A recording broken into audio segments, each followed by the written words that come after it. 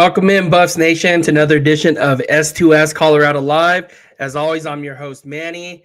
Please make sure to give me a follow on X at Manny_303 and Instagram at at 303_Manny.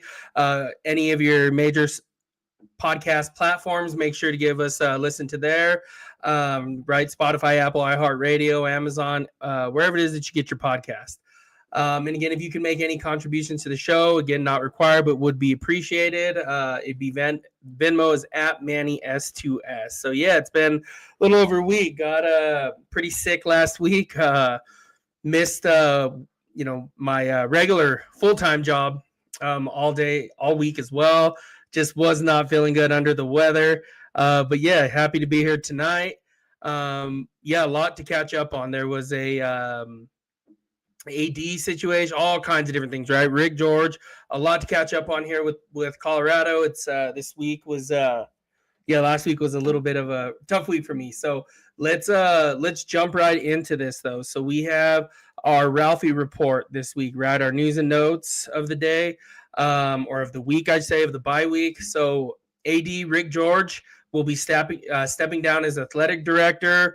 Again, he has done fantastic work for the University of Colorado.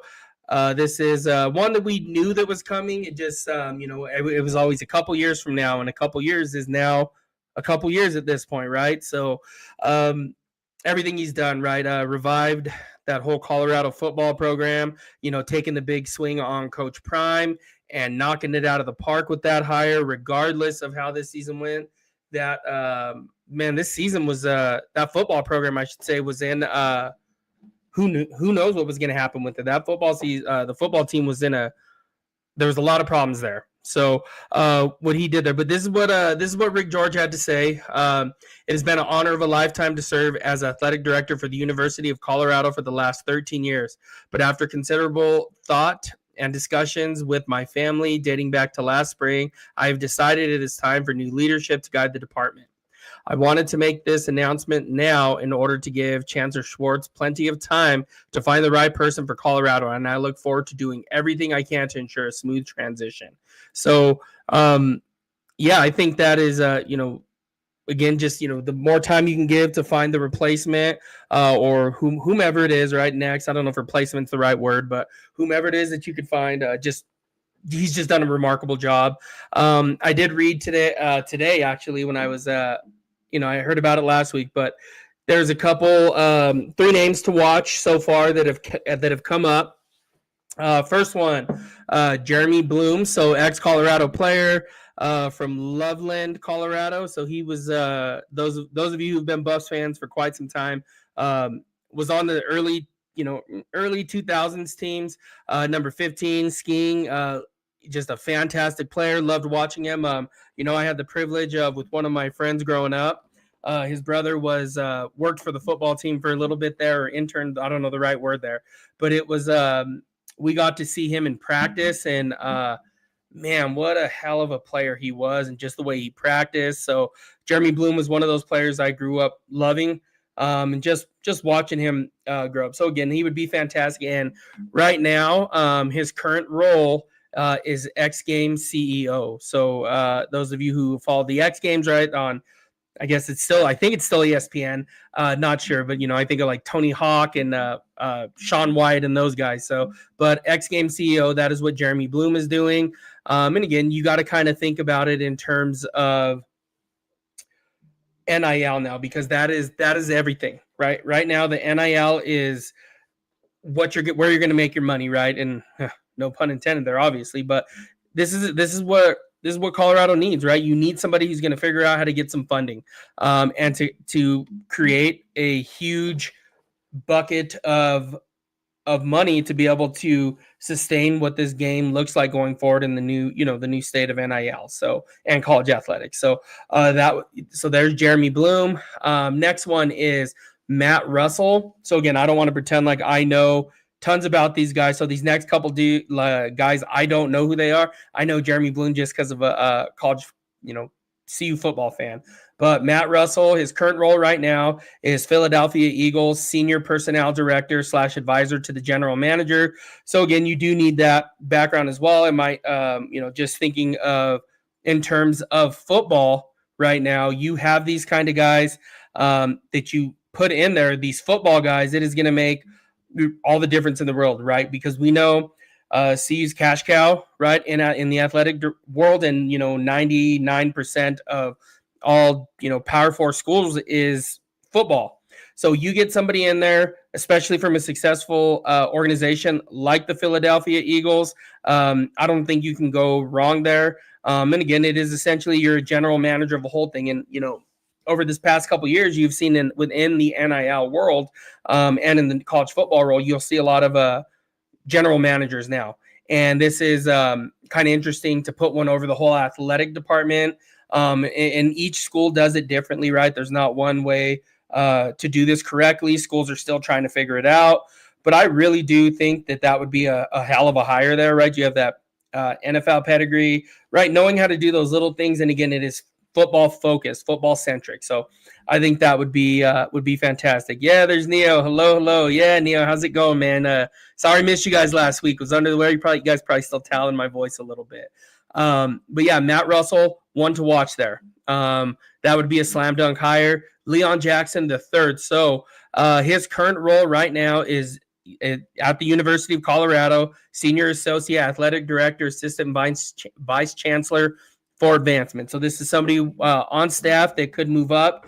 And again, these are kind of tough to say, because again, we don't really know the role of some of these individuals, right? Like Leon Jackson III, like the day in, day out, like, those of us, we're all here because we love Colorado football. We know something about football. So, when I say somebody like Matt Russell, Philadelphia Eagles, right, that means something. But again, I don't know much about Leon Jackson III. But again, if he's being considered, that is, he's doing something right. He's doing something right there at the university. So, right, if I had my pick, I don't, but right now I would lean towards Matt Russell. And again, love Jeremy Bloom, but whoever it is that Colorado does hire, they have my support 110%. They're, whoever it is, right? Whoever touches the Colorado football program, athletics, whatever it may be, I hope nothing but the best for them. So we'll see where this leads. I believe the timeline was into the, what was the timeline on it? Maybe 25, 26. I can't remember the actual timeline that they put on it. I know I did read it. I can't remember what it was though, but this has been something that's been talked about for these past couple of years. So this is not a shocker. And right, one of the big things he did was revive the Colorado football program, revived the University of Colorado, and hired Coach Deion Prime Sanders, right, which was the best hire that university has ever had. So biggest, best hire. And again, this year did not turn out the way it needed to be, but man, this team is set up for the future. This team is a destination place now for players. The conversations, online, X, all the different social medias of, people getting fired up that Deion Sanders, they're losing this guy. They didn't do this. It's like, man, you guys have no idea what Colorado was before he got there. Even today, what is it? Gosh, how am I drawing a blank? Arizona State's head coach. Why am I? Gosh, I want to call him Sam Levin, not Sam Levin. Dillingham. And so what he said was, so for the, so what they said was basically, if you look at where Colorado is now, they won 300% more games already this season than they did before Prime took over. So, this is, it's a big deal. It's a big deal. So where he was, where they are, where the program was, it's in good hands right now. And I truly believe that, not being a homer, not trying to, push whatever it is. Again, I don't get paid for the University of Colorado, so don't know Coach Deion Sanders personally, don't know any of them personally, but it has been nothing but a slam dunk hire when we start to put things into perspective. So these are some names to look at, just fantastic stuff. Let's continue seeing Colorado knock this thing out the park and get back on it, get back on their winning ways, and continue setting the trend to what this needs to look like. Recruiting. Yeah, recruiting, it's been pretty quiet. We talked about this from what I could find. November 21st, so Friday, three-star Amari Polidor, cornerback, 6'1", 170 pounds. He is currently committed to Penn State. He'll be in for a visit this weekend, which is great. It says Friday. I don't know why it didn't say the whole weekend, but someone to keep an eye on. November 22nd, which is Saturday, 25th, four-star linebacker Terry Wiggins, 6'3", 210 pounds, currently committed to Penn State as well. So here is that we talked about, again, repeating myself from a couple weeks ago, but that fallout from Penn State, which, again, James Franklin, if you again, don't follow, he was what happened with him today was he got a job today at Virginia Tech, which I think is going to be one hell of a hire for them. He fits perfectly at Virginia Tech, in my opinion. And again, I think that'll be a really good marriage for both of them, right? So there was one more that I wanted to talk about, though. Oh, Gavin Miller. It sounds like there's going to be a flip. If you did see on Rivals, this is kind of what it felt like with Miami. So Gavin Miller, 4-star tight end out of, South Algion, Illinois. One that had committed earlier this summer. One that the Buffs have been hot on the trail for. It sounds like his flip's about to go over to Miami, though. So tough one to lose, but, like we talked about, Colorado's going to flip some, and some are going to flip on them. It's just part of the nature of this business right now. And we'll see what Colorado, where they recover, what they have next kind of thing. And again, just because you lose out on a prospect, it's not the end of the world. I know, people get up in arms a little bit, fire everybody. Well, yeah, they don't have this, and that. Sometimes it is what it is, right? Sometimes it is. Colorado is one of the first teams in on Gavin Miller. I always say the earlier the better, but kind of a late bloomer with Gavin Miller, and started getting some hype around the country this senior year. And one that I thought when we talked about this over the summer was one of my things was, man, he is like slept on right now. Not a lot of people know who he is. This kid's potentially going to move up. I said he's going to move up to a 4-star. This kid may even start creeping into a 5-star range, and just hope that Colorado has done enough to keep him.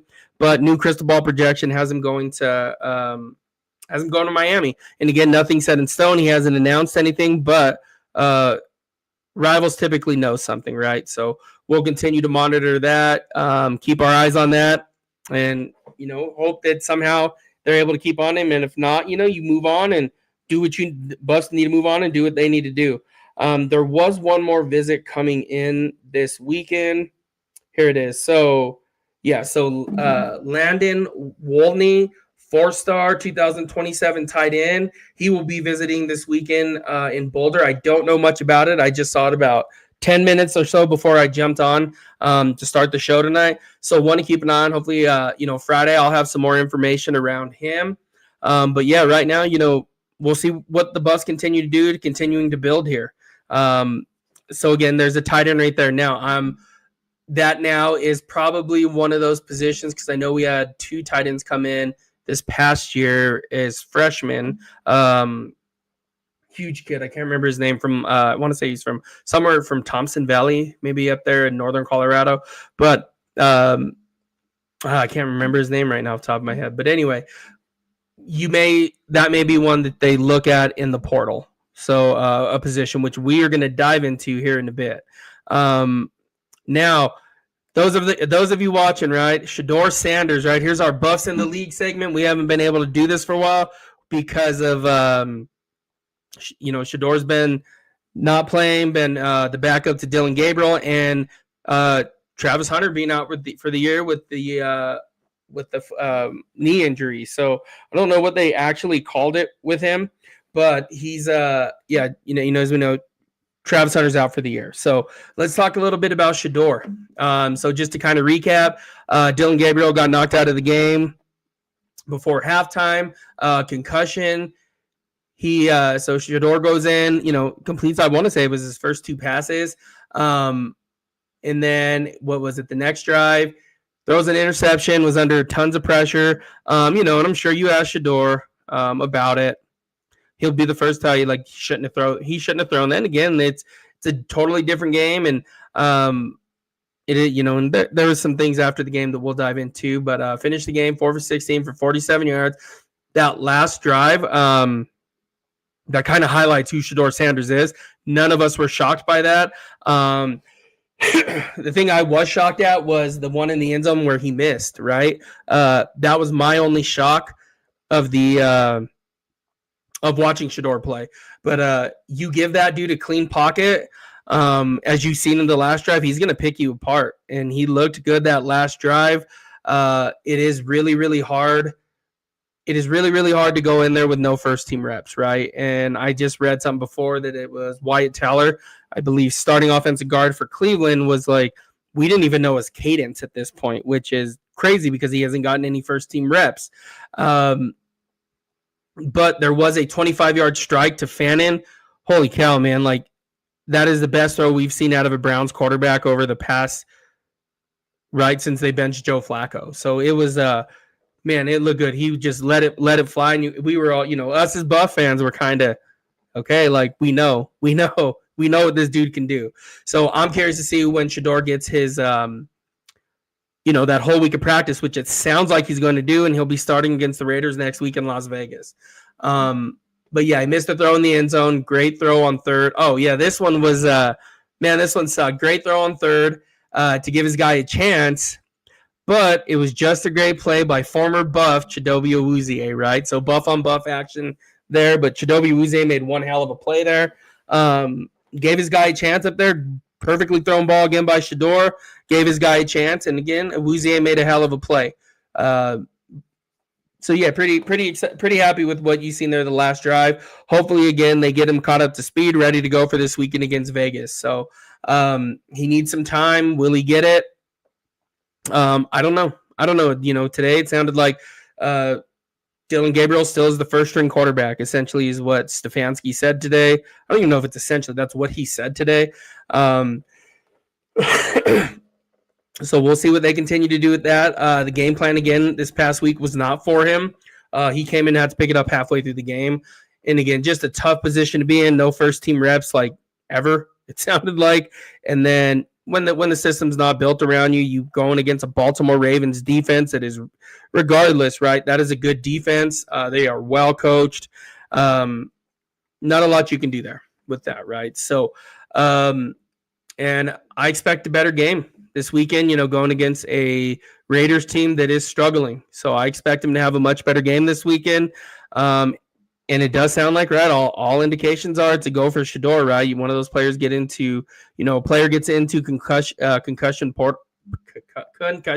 protocol. It is hard to get out of in that week. Hey, Humble Texan, thanks for joining us. But yeah, so Shedeur, what a hell of it was really cool. I even, the second half, we watched the whole second half, and again, I didn't think I would, like we talked about over the summer, like, be watching all these Cleveland Brown games, and for some reason, our house cheered. I put on the surround sound. We were watching Shedeur going crazy in the house. So I was really good to see him get his opportunity. That whole stadium lit up, and just that effect that Shedeur has, the effect that he has on everybody, the town, the community, everywhere is just fantastic. And just really happy with what he did. There was a shitty thing that happened for Shedeur. Said that during the game, his house was broken into and robbed. So that sucks. It's just a really, your first playing time and then something shitty like that happens. That sucks. I feel awful for that young man. Just almost feels like, 2 steps forward, 1 step forward, 2 steps back kind of thing. So, but, positive note though, I'm sure he'll be ready to go this weekend. He'll get his first start. And, again, in this household, we're pulling for Shedeur. So here's what I want to talk about, right? We're in a tough situation this season, right? We have 2 games left. Julian Lewis is the starter from here on out. I was trying to think about, right? We all do this thing in our head, like, how do you fix this team, right? How do we be competitive for next year, right? I hate doing the next year conversation. As early as we even did this year, right? We were talking about damage control and all these different things, right? But how do the Buffs build for next year, right? So this is one that, and again, you can almost even put like a 90-day fix on it, right? So let's do that. How would you fix this within the next 90 days? Right? Because again, in college football, things move quickly after the season end. There is one transfer portal window that is after what is it, January 2nd through January 16th. But how would you fix this thing? What would be your roadmap? What is your plan to fix this Colorado team with over the next 90 days? So what I did was just kind of made, went to the lab, right, and built all this thing, started to think about it over these past couple, probably about 4 or 5 days.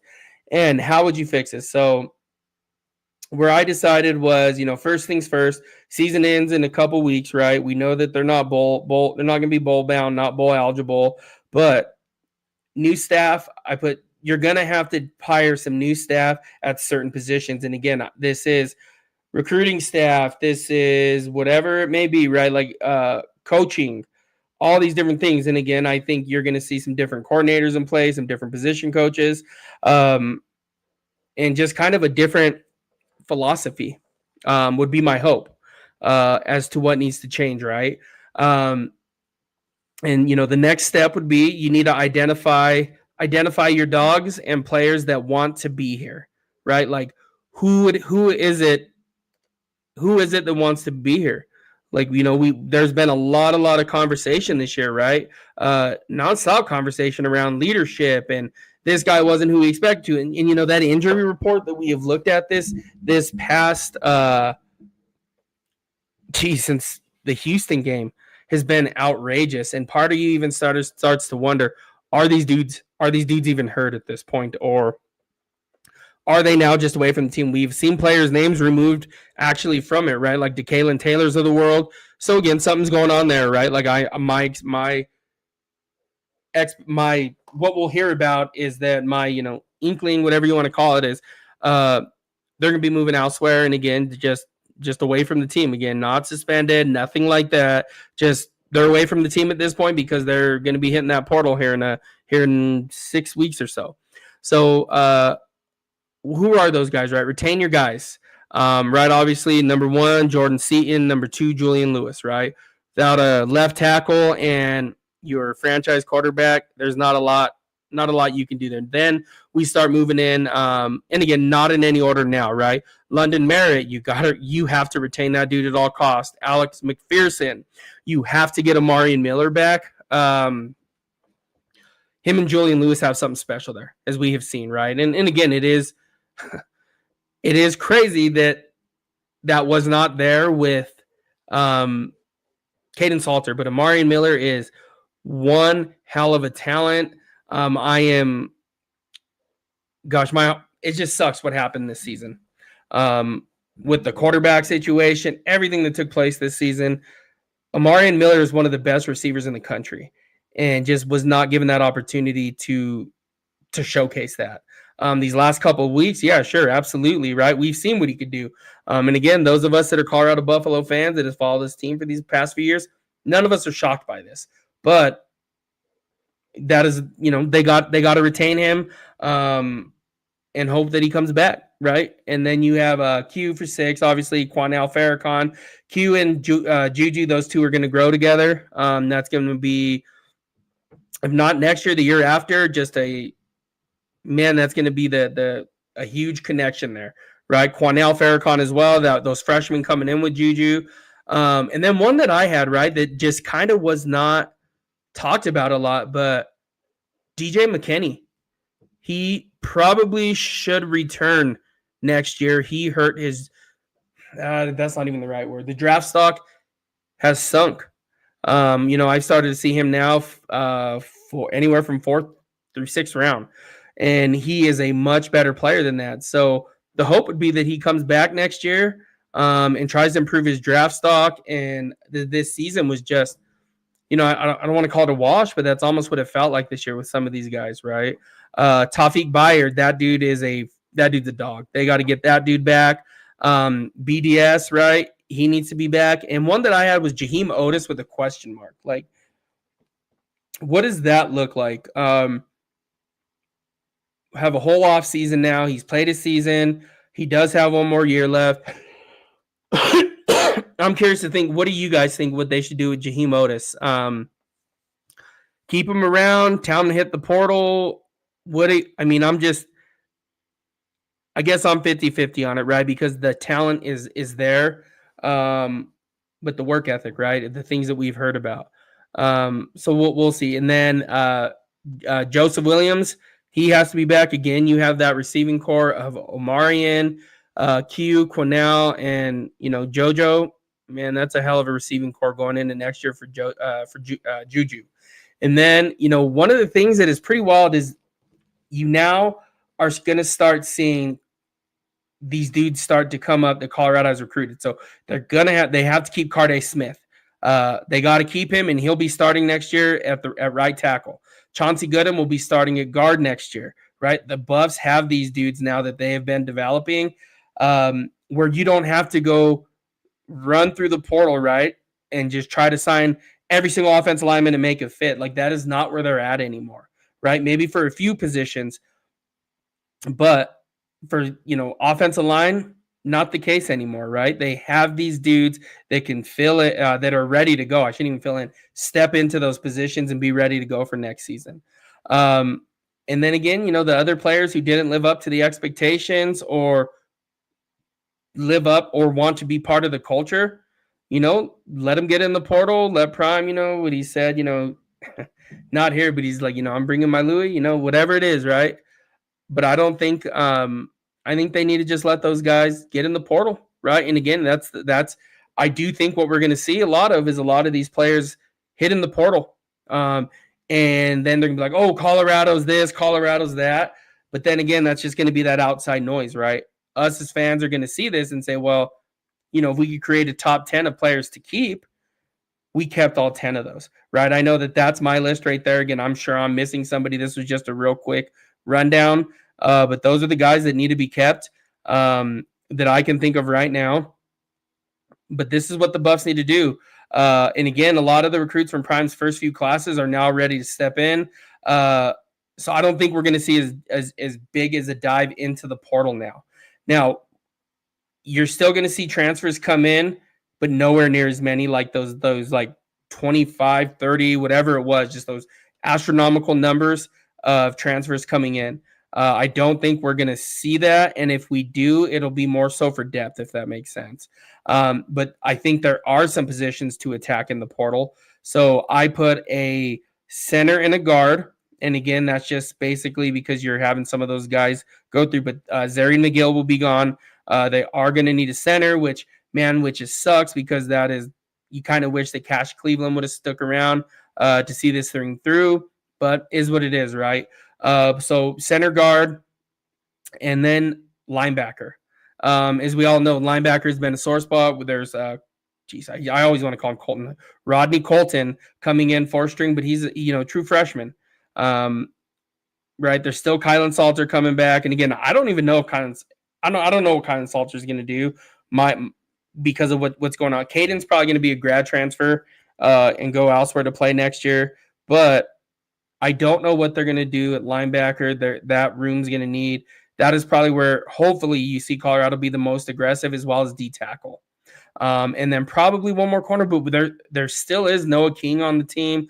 Makari Vickers, he didn't look good in the time he played, but he's still young. Noah King's a freshman. Makari Vickers is a sophomore. So there still is two 4-star dudes there.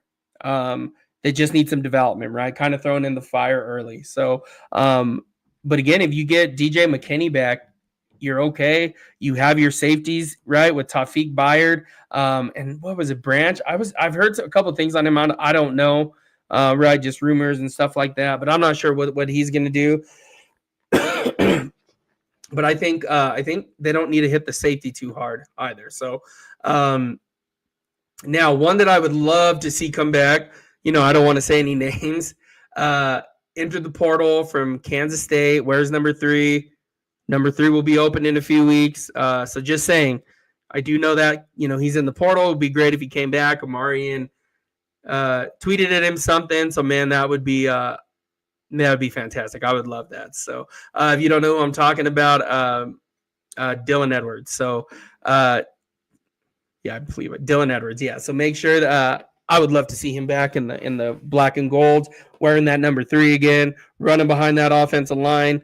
That would be a huge get for them. But I think those are the positions as of right now that need to be filled. And again, it's not as daunting as a task as this used to be, as we used to talk about every season, which feels good. And Prime will be there all off season. He'll be able to, make sure the right kids are coming in, right staff's being hired. But I'm pretty excited for where this team will be next year. I'm curious to see what this offseason holds, though, right? And what makes it a lot easier / safer, especially for what the Buffs have right now, is that one window. Again, the one transfer portal window. I don't know how I feel about it right now. I think I like the two. I see both perspectives of it. So, but once that window's closed, it's closed, right? So those players that they're locked in with the Buffs, you get through your spring practices, spring ball, and you're ready to go. But I mean, I think this is just a fun exercise to do, but just one that I've been kind of thinking about. Like, right, we start looking forward and put that GM hat on a little bit, or recruiter hat on. But I think the Buffs are. I think what's really good is that offensive line is going to be set. That defensive line. I know I'm missing somebody, but even linebacker. Who I forgot. See, Mantrez Walker is still there as well. Recruit out of Georgia last year as a linebacker. So see, it is just. You start going through these things, start forgetting a little bit. But Mantrez Walker, that kid's gonna be a stud at linebacker. So we'll see what they do, but I do think you'll see linebacker, D tackle, and probably corner hit the hardest, because again, you have Preston Ashley coming in. It's so hard to start as a true freshman, period. But at cornerback, man, that's tough. So I feel like those are the center, guard, linebacker, D tackle, and cornerback. And by the way, if you can go get Dylan Edwards back, that would be fantastic. So, so I think that's kind of where I'm at with this team right now. What I think they need to do, just something for us to all think about, right? Like, the offseason's coming. But with that being said, we have 2 weeks left, 2 games left of football. We'll be there this weekend against Arizona State, Juju's first home start. Excited to watch him play. Sam Levitt's out for the year. And we'll see what the Buffs can do. I haven't looked at any spreads, anything like that. I mean, gut feeling right now, 6.5 to 8.5, 9, somewhere around there would be my guess for the spread right now for Arizona State. So we'll see if the Buffs can get it done this weekend. But yeah, we'll be there, and then they finish up on the road against Kansas State in Manhattan. Still trying to see if the wife can get me, if she wants to go to that. Is that the day after Thanksgiving? Is that a Friday? Because if it's after Thanksgiving, we probably can't make that. It doesn't even matter. We'll check that out though next week. Yeah, it is 28th. I think it is the Friday, so probably won't be going to that actually. But yeah, that's all I got for you guys today.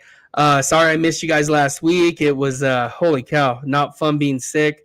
Not fun at all. So, but we'll be there this weekend. Big game coming up this. I don't want to call it big game, but fun game coming up this weekend for Colorado. Hopefully they can get a win. And Julian Lewis can do his thing, but man, he looked damn good. He looked damn good against West Virginia. I don't care if it was just West Virginia, but you could finally see. This is one of those games I walked away from, or didn't walk away from, watched, and was able to, remove myself from it, saying, man, that kid's going to be special, and you feel good about it, if that makes sense, right? Like, almost kind of the best you felt after a game this season, which is crazy to say after a loss to West Virginia. But hopefully that makes a little bit of sense. But I felt pretty good about what the Buffs did and who they are and what they have moving forward after that game. So Friday, again, it will be here. I'll be here 5:15, and we'll go over keys to the game, Big 12 picks for the week. Yeah, I haven't even looked at the slate yet for the Big 12, but we'll go over my picks, some more recruiting, so hopefully some more visits start to leak out a little bit, and then news and notes of the day, those kind of things, and then keys to the game, Big 12 picks, and I'll make a prediction on the game to see how close I am. But I do think the couple weeks ago before I got sick. I think I did pretty good actually. I don't know. I'm pretty sure I did pretty good. I think I might have only lost one. So compared to the first week, which was like 2-4, and then I got a little bit better 4-2 last, or 4-2, 5-2, whatever it was. But yeah, I'll pull those up as well. Bring some receipts. So I think I only lost one. I think I did really, really, really good last week, or 2 weeks ago. So, but until Friday, again, make sure to give me a follow on X at Manny_303, Instagram at 303_Manny. Any one of those major streaming platforms that you guys use to get your podcast, you can find me on there. Any contribution to the show will be much appreciated. Venmo at Manny S2S. Again, not required though. But again, I do appreciate you guys. The show is growing slowly but surely from where we were mid-July. Just continue sharing this out, retweeting it, whatever it is, sharing it. But again, without you guys, this show goes nowhere. So really do appreciate each and every single one of you. So have a great rest of your week. We will catch you guys catch you guys on Friday, 5:15 Mountain Time. But until then, like Heisman Trophy winning Travis Hunter said, "Let's go Buffs, baby." All right, guys, have a great rest of your week. Catch you guys Friday.